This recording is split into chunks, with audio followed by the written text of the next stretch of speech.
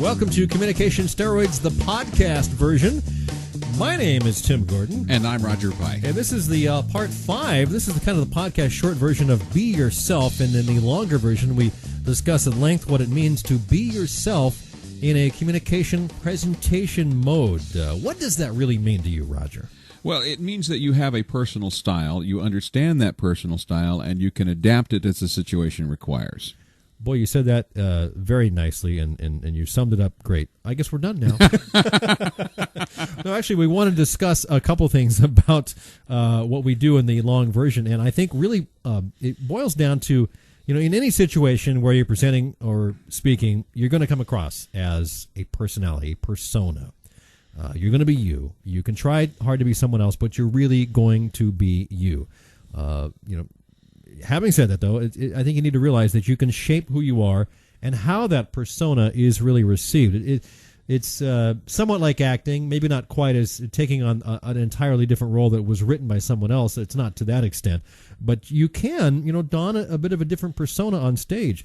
And during our longer version, we talk about who that might be, how you get there, and we give you some examples of people that have different styles, like folksy or dramatic or intimate or informative. And the question is what does the information that you're trying to communicate require of you? Does it require that you be the stentorian orator? Does it require that you be the teacher? Does it require that you be the humorist? What does it need for you to be? And can you take your who you are and adapt it to the needs of that message? And who you are is critical. If you are a button-down, coat and tie, Brooks Brothers sort of guy, and you all of a sudden decide to put on a cowboy hat, you're going to be the button-down Brooks Brothers kind of a guy who is wearing a cowboy hat.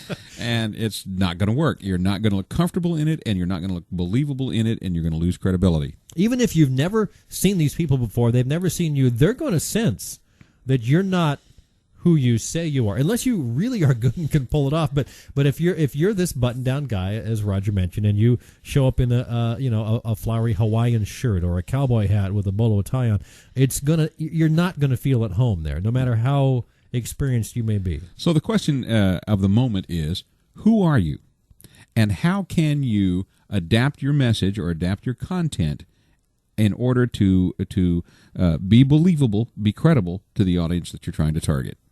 And who you are really depends on your background and your history, and a lot of it depends on the message that you're giving, the audience that is receiving the message. We do recommend, as we talk about at length, is videotaping, auto-taping your presentation. We've talked about this before, but what's really important about this particular segment is that it helps you find out who you are. You can try different things on. You find out what works. In fact, you talked what I thought was great about how you would see somebody on stage doing something. You would go, I love that. I want to try that. And you would immediately break it down and go home and try it.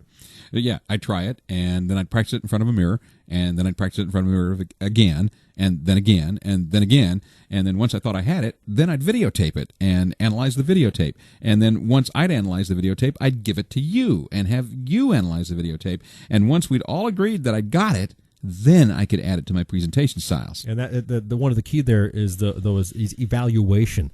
And no matter who you are, whether you're a corporate executive or whether you're a guy who just is giving a presentation or a seminar, evaluation is very good. Feedback is very good because especially third-party feedback. If, for instance, you're the boss and you're getting the guy that's right underneath you to evaluate you, he's probably not going to be 100% candid. That's true. You need to get a colleague, an equal, to evaluate you, or you need to hire people like us, and that's what we're good at.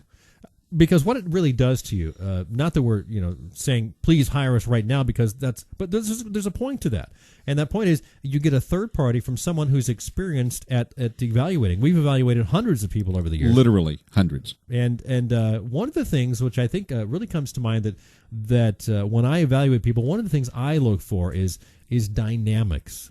Dynamics we did talk about at length in this particular segment called Be Yourself. And I think dynamics really boils down to whether you're in a loud presentation and you're building up to it, and you're getting faster and you're talking faster, and then you all of a sudden you stop and you whisper, and that is dramatic. That is a dynamic, and if you can practice that skill and get that to where you're very good, you're gonna bring a lot of people in. You're going to one of my favorite techniques. Absolutely, one of my favorite techniques is the whisper.